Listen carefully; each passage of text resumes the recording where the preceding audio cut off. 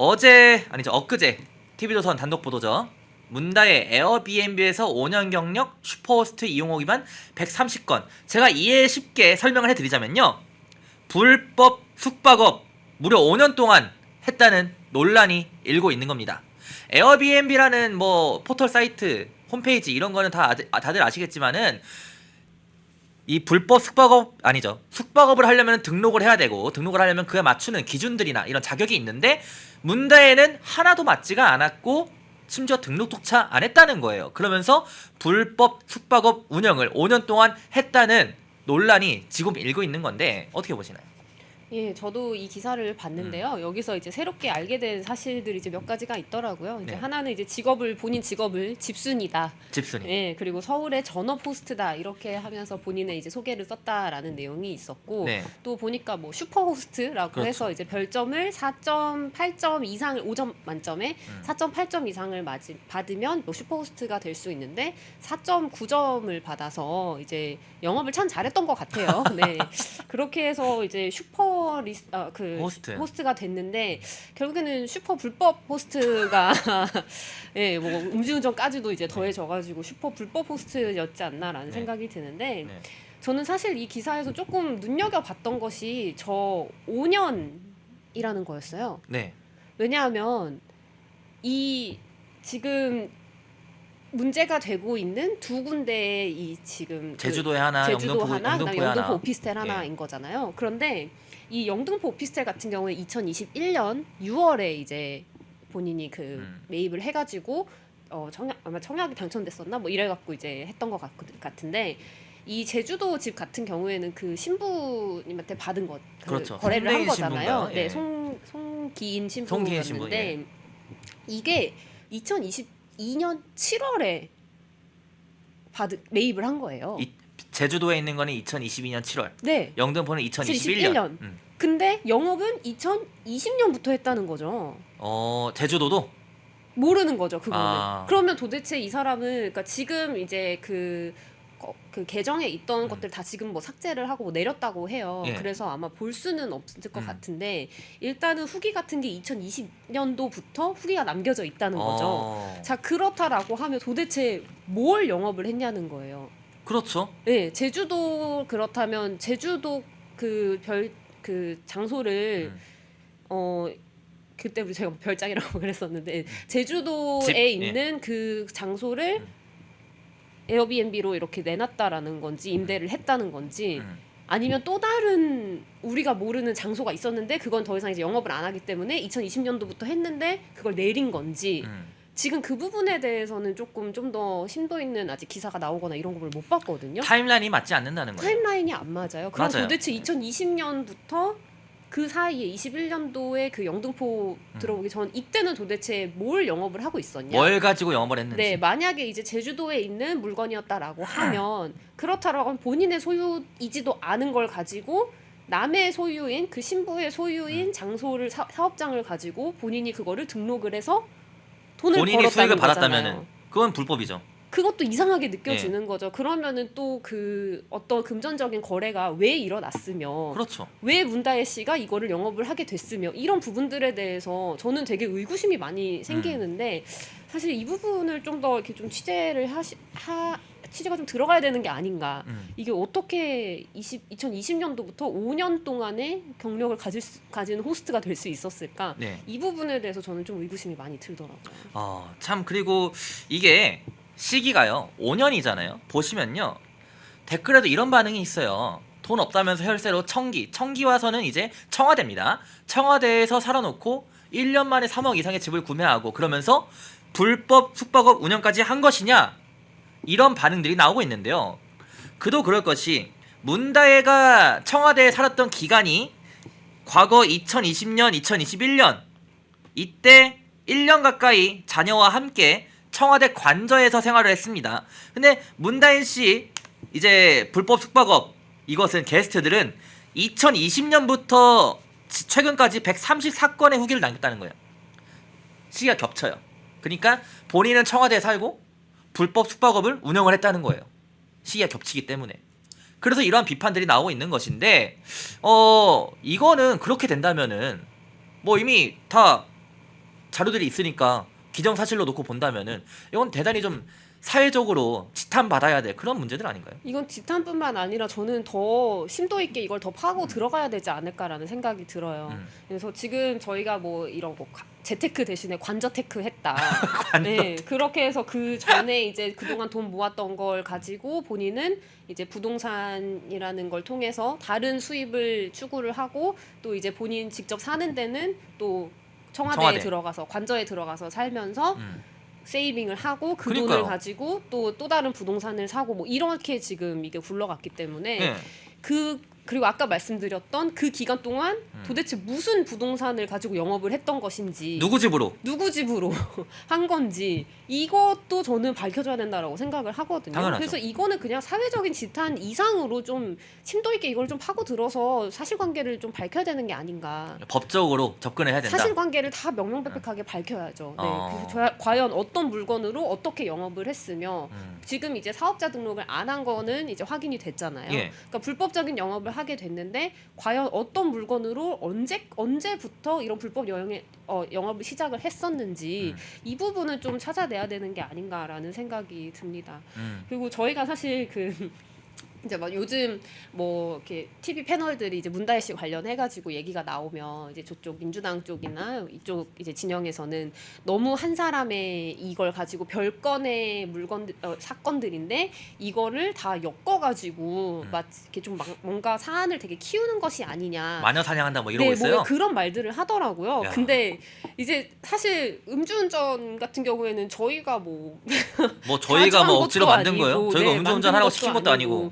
그런 사안이고 사실 이 지금 건 같은 경우에도 민주당의 윤건영 의원 말 때문에 저는 시작됐다고 생각하거든요. 맞아요. 본인이 그 뭐라 했었죠 그때? 그러니까 원래는 저희가 이제 뭐 제주도에 별장도 있고 뭐 맞아요. 이렇게 네. 얘기를 잘 모르니까 이게 사업장인지 아닌지 몰랐잖아요. 그러니까 이제 당연히 집이 아닌 또 다른 집이 있다라고 하면 별장이라고 저희가 이제 얘기를 하게 되잖아요. 네. 이걸로 사업을 했을 거라고 생각을 안 했으니까. 그렇죠. 그래서 이제 별장이 있다라고 했더니 뭐 왜 그렇게 마치 별장이라고 얘기를 하면 호화스러운 삶을 산 것 같지 않냐. 그거는 사실 사업장이다. 맞아요. 본인 입으로 말했잖아요. 그렇게 얘기를 한 거예요. 그래서 이제 사업장이야? 그러면 사업장인지 아닌지 확인을 해볼까? 이랬는데 사업장으로 등록된 게 사업자 등록증도 없고 사업자 등록증도 번호나 등록증이 없는 상황에서 이게 지금 줄줄이 이렇게 나오는 거거든요. 근데 전혀 마녀 사냥도 아니고 본인들이 이렇게 거짓 해명을 하고 또 잘못된 행동들을 이어가다 보니까 이 사안들이 이렇게 계속 꼬리에 꼬리를 물고 커지고 있는 건데 이걸 가지고 또 저쪽 진영에서는 뭐 마녀 사냥이니 뭐니 이러면서 말도 안 되는 또 실드를 하고 있지 않나 싶더라고요. 자, 그러니까 이 마녀 사냥이라는 것도 사실 그 뭐라 할까요? 억지로 예전에 근데 이게 비슷한 반응 아니에요? 조민 사건에서도 그때도 뭐 조국 일가를 어떻게 이렇게 잔인하게 할 수가 있냐라는 식으로 옹호를 했었죠. 민주당 진영은 똑같지 않습니까? 어쩜 이렇게 똑같이 나올까요? 조민도 그렇고 문다혜도 그렇고 뭐 성역이에요? 건들면 안 됩니까? 그리고 괜히 막 없는 사실 발굴해내 가지고 하는 게 아니라 다 혐의들이 나오고 있고 정황들이 나오고 있는 건데 이것 가지고도 뭐라고 하면 안 되면은 그러면은 지금 오히려 민주당 진영에서 여러 가지 음모론을 펼치고 있는 뭐 김건희 여사나 윤석열 대통령 관련해서 정부 관련해서 여러 가지 음모론 내피셜 막 쏟아내고 있는 거는 이거는 뭐 잘못된 거 아닌가요? 네, 그것도 거기는 더군다나 뇌피셜이잖아요. 그렇죠. 네, 저희는 지금 밝혀진 사실을 가지고 이것이 잘못됐다라고 얘기를 하는 건데 지금 그들이 하는 것들은 다 뇌피셜. 이니까 그렇죠. 이거는 비교할 바가 저는 안 된다라고 생각을 하고요.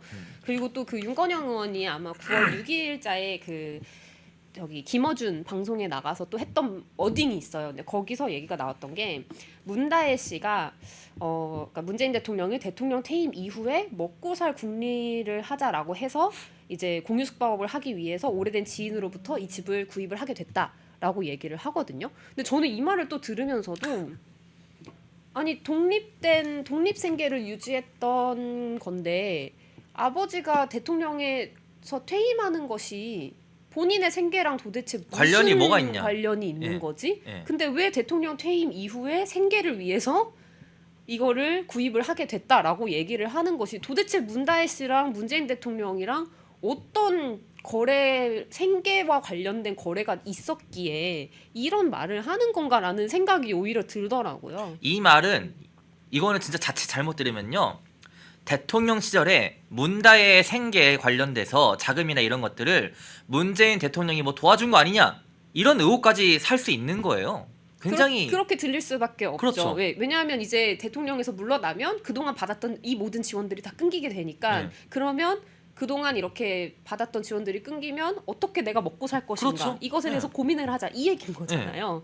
그러니까 저는 이 해명도 보면서 저 사람들은 도대체 왜 저렇게 실토라고 해명을 하고 그리고 마치 이게 저희가 자기네들이 이제 부동산을 산 것에 대해서 본인들도 이제 찔리는 게 있는 거죠. 그러다 보니까 서민 코스프레를 하려고 생계를 갖다 붙이는 게 아니었을까. 왜냐하면 생계 먹고 살려고 그랬대라는 그 동정 동정심을 여론을 얻으려고. 좀 얻으려고 했던 것이 아닐까라는 생각이 들더라고요. 근데 이제 이렇게 어떻게 보면 이게 말실수가 되는 거 마치 이제 별장이 실패한 아니고 거죠. 사업장이다 뭐 이렇게 거짓 해명을 하게 된 것처럼 이 부분들도 그러면 좀 더 다 들여다봐야 되는 게 아닌가. 과연 얼만큼 생계와 연관이 있었던 것인지 이런 부분도 저는 들여다봐야 된다라고 생각합니다. 자, 또 보시면요. 자, 이거 보여주세요. 자, 저희가 눈여겨본 점은 탈세입니다. 탈세. 에어비앤비에 등록조차 하지 않았고 등록 여건이 안 됐고 그럼에도 운영을 했다는 것. 즉 불법 숙박업을 운영을 했다는 것은요. 탈세로 이어지는 거예요. 숙박업 신고가 안 됐으면은 건축물 요건 허가 안 받은 상태에서 운영을 했다면은 해외나 다른 사례들을 찾아보면은 탈세 의혹까지 이어질 수 있다는 거죠. 이게 굉장히 큰 문제입니다. 그렇지 않아도 저희가 지난주 방송에서 말씀드렸잖아요. 지난주 방송에서 문재인 정부 그 이스타 제보 탈세 제보 받고도 뭐 뭉갰다 국세청이 이런 거 말씀드리지 않았을까요? 사진 내려주세요. 그렇게 말씀드리지 않았습니까? 근데 언론 보도까지 나온 상황인데 그러면 만약 문재인이 문다의 이러한 내용을 이러한 내용들을 알았다면 아니면은 알고도 놔뒀다면 뭉갠 셈이 되는 거거든요. 탈세를 알았다면은 공범이고 뭐 몰랐다면은 이거는 뭐 대체 음주운전도 모르고 이 자녀 교육을 어떻게 하는 건지. 근데 몰랐을 수가 있을까요? 같이 살았는데. 예. 예. 청와대에서. 네, 청와대에서 같이 살았는데 저는 사실 그래서 이 부분을 보면서 이게 그 문재인 대통령이 이제 같이 거주를 하고 있었는데도 불구하고 독립생계 유지라는 것을 빌미로 그때 재산 신고에 고지 거부를 했었단 말이에요. 예. 그래서 저희가 그때 당시 문다혜 씨의 그런 재산에 대해서 내역을 알 수가 없었어요. 독립생계를 하고 있다라고 얘기를 했는데 근데 나중에 알고 보니까 사실은 청와대에서 같이 거주를 하고 있었고 그렇죠. 그래서 이 부분 같은 경우에 저는 오히려 문재인 전 대통령이 허위 재산 신고를 했던 것이 아닐까. 그러면 허위 이제 재산 신고. 허위 사실 공표가 또 되는 거거든요. 그래서 이런 부분들도 저는 좀 짚어봐야 되지 않나라는 생각이 들고 그리고 아까 탈세 말씀하셨잖아요. 그러니까 사실 사업장을 운영을 하게 되면 이제 사업자 등록을 해야 되는 것도 당연히 기본이고 그리고 거래가 일어나게 되면 10% 부가세는 기본으로 다 당연히 사업자라면 누구나 다 내야 되는 부분이거든요. 그게 이제 자영업자들이 특히 이제 개인 사업자들 같은 경우에 6개월에 한 번씩 부가세 그동안 걷었던 거 납부를 해야 되는 의무가 있고 법인 사업자라면은 3개월에 한 번씩. 그러니까 이게 가장 기본적으로 거래가 일어나면 이게 영세율이지 않는 이상 10% 부가세는 무조건 납세 의무가 있어요. 근데 만약에 이런 것들을 전혀 신고를 하지 않았다라고 하면 그동안 있었던 지금 후기가 남겨진 것만 134건이에요. 네. 후기 안 남기는 사람들도 있잖아요. 많아요. 전체 몇 건 있었을지는 모르겠지만 뭐 한 건당 뭐 10만 원이든 뭐 15만 원이든 이렇게 계산을 보통 했을 10에서 때 15만 원이라 하더라고요. 네, 그렇게 계산을 했을 때 10만 원에 한 보통 9천 원 정도는 원래는 세금으로 냈었어야 되는 건데 그거를 본인이 다 꿀꺽한 거죠. 그러면 이거는 탈세의 의혹이 있는 것이고 그리고 또 그동안 어떤 소득들이 있었는지는 잘 모르겠으나 그때 이제 또 인세 관련해가지고 본인이 그 아버지 책 내는 거에 기여를 해가지고 그걸로 내가 인세를 받은 거다, 일부를 받은 거다 이런 얘기를 했었잖아요. 그러니까 그것도 이제 소득으로 잡힌다라고 하면 그러면 종합소득세 신고를 또 해야 되거든요. 맞아요. 그럼 전체 종합소득세 해서 내가 여기서 뭐 책을 통해서 벌었던 돈 그리고 이 임대업을 통해서 벌었던 돈 이것을 다 소득으로 잡아서 세율을 매겨서 세금을 납세를 해야 되거든요. 맞아요. 근데 지금 이런 부분들을 다 했느냐? 과연 했을까? 왜냐하면 사업자 등록조차도 안 안 했는데 그렇다라고 하면 부가세는 아마 안 냈을 가능성이 높거든요. 예. 그러니까 이런 부분들은 당연히 탈세의 여지가 상당히 있다라고 저는 볼 수 있어서 이 부분들도 이제 탈세, 위법 그리고 허위사실 공표까지도 이어가서 이건 다 전반적으로 엄청난 문제가 있는 게 아닌가. 그리고 아까 말씀드렸던 만약에 2020년도부터 정말 영업을 했다라고 하면 본인의 물건이 아닌 타인의 타인의, 물건으로 이거를 영업을 했다라고 하면 그 부분에 있어서도 문제가 저는 상당히 있을 거라고 생각하거든요. 그 부분도 이것까지- 탈세잖아요. 그것도. 그럼요. 네, 당연히 탈세고 그리고 이제 뭐 이게 어떻게 되는지는 모르겠어요. 그러니까 이게 본인이 이 사업장을 어떤 식으로 등록을 해서 뭐 다른 사업장이 있었을 수도 있는 거고요. 근데 그렇다라고 하면 숨겨진 사업장이 있는 거겠죠. 뭐 그건 알 수는 없지만 이게 타인의 물건을 가지고 그렇게 이득을 취했다라고 하면 그게 또 그 안에서 어떤 거래가 있었을지는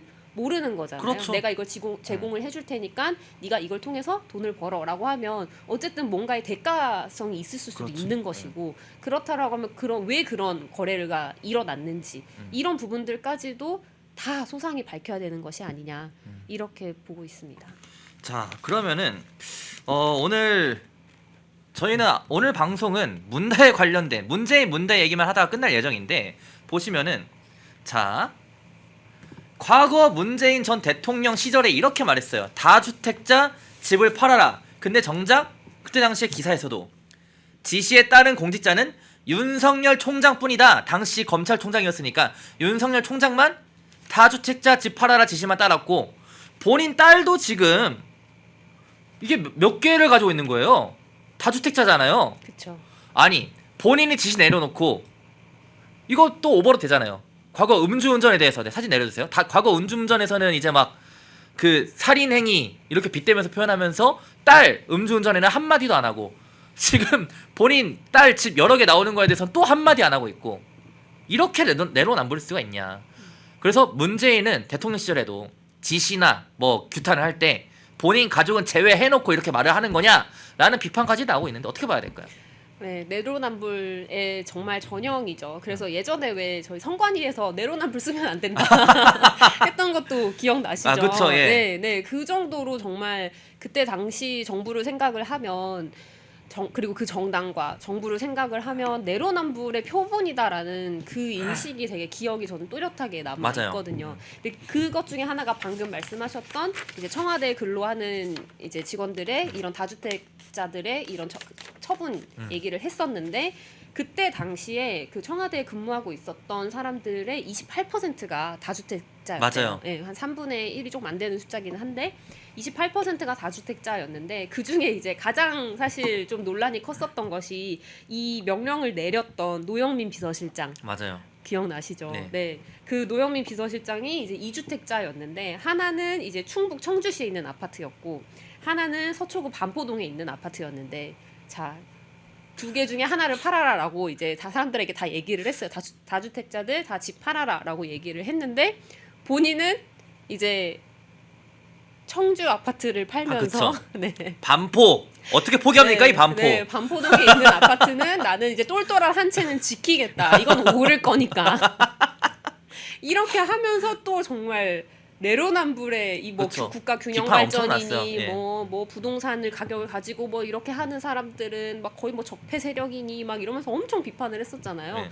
그래놓고 자기네들은 이렇게 하고 있었던 거예요. 그렇죠. 거기에 이제 문다혜 씨도 청와대 들어가 가지고서는 관저테크 하고 있었고. 관저테크. 예, 그리고 나서 나머지 이제 또 돈을 벌었던 그 방식도 뭐 차라리 뭐 책을 정말 쓰거나 뭐 하다못해 정말 조민 씨처럼 유튜버를 했거나 아니면 이랬으면 몰라요. 문준용 씨처럼 뭐 그래도 작품이라도 하나 내던가. 그렇죠. 근데 이제 그것도 또 결국에는 부동산으로 돈을 네. 벌어보겠다고 했는데 지금 그것마저도 불법 사업장으로 예, 사업자 등록조차도 하지 않고 그렇게 이제 불법 영업을 했던 이 사람들이 정말 뭔가 그 부동산으로 내가 그런 불로소득도 얻고 싶고 뭐 경제적 자유를 누리고 싶고 그런 마음은 가득한데 그동안 자기 자신들이 부동산으로 돈 버는 것을 죄악시하면서 적폐시하면서 워낙 비판을 해왔기 때문에 결국에는 이렇게 내로남불로 귀결되는 것이 아닌가 이렇게 보고 있습니다. 모두가 숨죽이고 침묵하던 시절, 펜앤마이크는 앞장서 자유와 민주를 외쳤습니다. 자유파 정권 탄생을 위해 싸웠습니다. 2024년에도 펜앤마이크는 쉼없이 달려갑니다. 민주주의 체제수호의 선봉이 되겠습니다. 왜곡된 대한민국 역사를 바로 세우겠습니다. 2024년에도 펜앤마이크를 응원해 주십시오.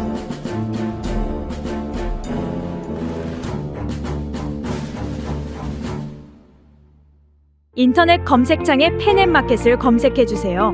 펜앤마켓은 펜앤드마이크 구독자분들을 위한 종합 쇼핑몰로 좋은 상품으로 온라인 최저가를 목표로 하는 마켓입니다.